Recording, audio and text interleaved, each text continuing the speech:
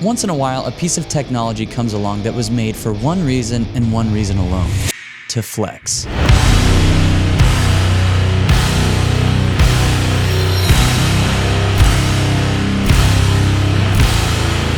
This video is sponsored by Professional Photographers of America. More on them in a little bit. Most people might see Fujifilm as a quaint brand who make retro-style cameras for hipsters. But now that the GFX 102 is out in the wild, I think they may have taken a page out of Dodge's book. You know, the company who makes the SRT Dodge Demon?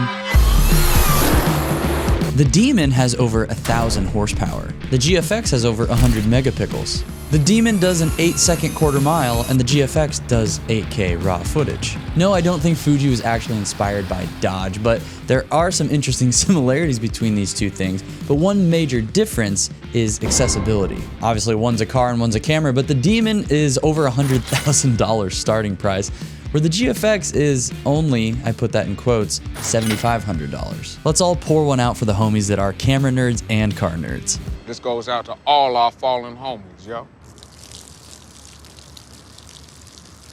But this new GFX is still a big chunk of change, so we need to dive into the camera and see if it's actually worth this price at all.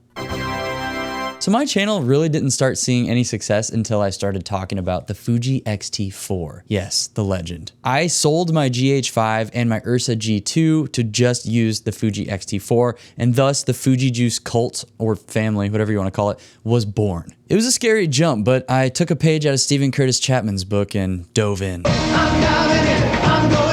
And a lot of you started sipping the Fuji juice as well, and it was beautiful. But for those of you who don't understand Fuji cameras or you don't really get it, let me explain the magic really quick. Fuji sensors are just pretty. That's the bottom line. They have great dynamic range, beautiful colors, and they're just pleasing images that you get out of a camera that's usually way more affordable than other high-end brands like Sony and Canon. They also have unique features that no other camera brand has, like film simulations. These are basically film stocks built into your camera, so you can apply them to your JPEG photos so you don't even have to edit if you don't want to, or you can burn these film stocks or these simulations into your footage and just have a clean, beautiful image right out of camera that you don't have to edit if you don't want to. You can also fully customize them, and the bottom line is these film simulations just look way better than the standard different color profiles that come in other camera brands. The other side of Fuji Juice is the feel, which is like the tactile controls, the way the bodies feel. And let me just say, the GFX 102, it's got the juice, baby.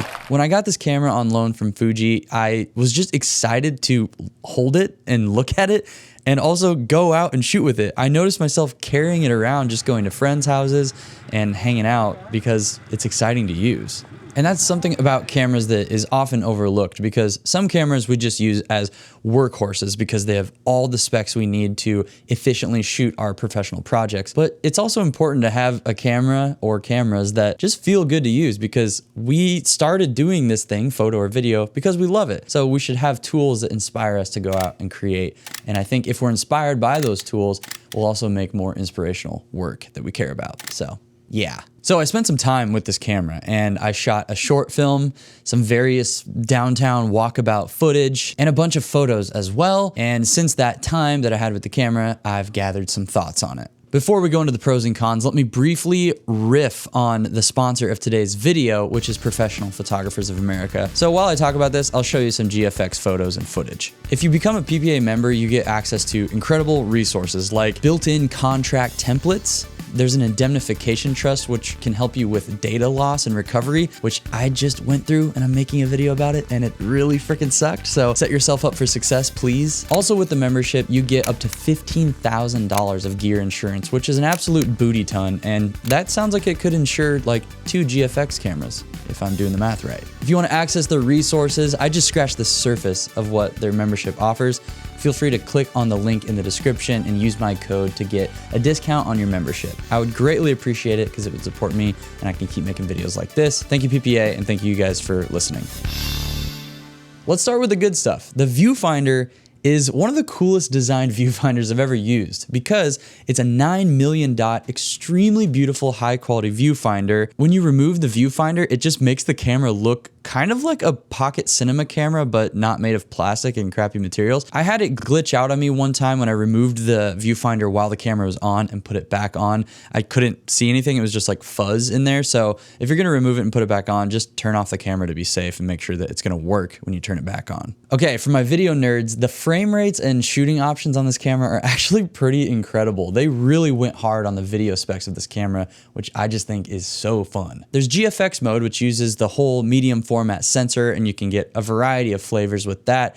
But there's also a 35mm option. We just threw it into 35mm mode, which is full frame mode. And when you go to this mode and then go back to movie mode, there's a setting that's 4.8K, but it's in 3:2 aspect ratio. My buddy Connor McCaskill made a video all about this, but basically there's a full frame shooting mode on this Fuji camera, and they said they would never make a full frame camera, but they kind of did. Just go watch Connor's video, it's really freaking good. But theoretically, you could slap some vintage lenses on this camera that fill up a full frame sensor and get the full utilization of that lens because you got 35mm mode. There's just a bunch of ways you can shoot with this camera that's really exciting. The one thing I wish the camera had was the full medium format sensor, but in 8K. When you shoot in 8K, there's a crop in on the sensor, and I wish they would have just made it so that you could do the entire sensor in 8K, just so you can go full Christopher Nolan mode if you want to. Because that's kind of what this camera feels like. It's like a micro IMAX mirrorless camera. It's freaking crazy. I only got to use one lens with the camera. It was the 55 1.7, which I think is a newish lens. And it was really, really beautiful on this camera. And actually the autofocus tracking is way better than older Fuji cameras. It's still not up to par with Sony, but it's actually pretty dang good. And there's a cool feature where if you have the little box over your subject, you click in on your dial and then it starts tracking that box onto your subject. You can click again to disengage it. It's actually kind of a nice autofocus mechanism that still gives you some sort of manual control. I still think the best way to shoot with this camera for video though would be fully manual lenses like anamorphics or vintage lenses. I wish I could try that out because I think the footage would look insane. The IBIS is also pretty decent, better than older Fuji cameras, and it's crazy because the sensor's so large, but they figured out a way to stabilize it relatively well, and especially if you're just kind of standing still or doing slight movements with your body, it's gonna do a really good job at assisting you with stabilization. And the biggest pro for me is that this camera just makes me want to go out and film or take photos. We're living in a time where most new digital cameras are really boring. So to see such a unique camera come out and inspiring camera come out in the modern time is encouraging to me and gets me excited for what else Fuji's gonna do down the road. Okay, let's talk about the poopy stuff. You guys might roast me, I don't care. The screen design on this camera is a huge missed opportunity. Why? Because Sony already has the Sony a7R V, which has the greatest screen on mirrorless cameras. After the a7R V, I just think every mirrorless camera should have the ability to tilt and whirl, the tilt-a-whirl screen, you know what I mean? All the photographers that don't like flip screens, you can be happy. All the videographers that don't like tilt screens, you can be happy. Another con for me is the GFX lenses for video. The autofocus is really clicky and jumpy, and it's focused by wire, so it's very difficult to pull focus. When I was shooting that little short film that was the intro of my last video, it was very hard to get focus because I was shooting by myself. Obviously, I could find some manual lenses or vintage lenses or anamorphic lenses to use, but it would be nice to have some dedicated Fuji lenses that are better for video on the GFX system. And for some folks out there, the size of this camera and the lenses will be a con. It's a chunky camera, but it's actually not too far off from full-frame mirrorless cameras. So it's really impressive that they've crammed all of these incredible specs into this camera, and it's not that much bigger than like a full-frame Canon. They just need to make a new X100 now with a better, like the X-T5 sensor or something. Come on, Fuji. We all want it. We all want it, dude. Please. In my eyes, the GFX 102 represents Fuji's desire to maintain their kind of retro, unique style of cameras while pushing the GFX technology forward. And what's even crazier is they've managed to push the tech forward while lowering the price significantly, because the original GFX 100 was 10 grand when it came out. This one's 7,500 and has better specs, especially for video. And I also realize there's cameras out there with incredible specs for a lot lower price. What do you want in a camera? Do you want something that has that Fuji Juice vibe and feel to it?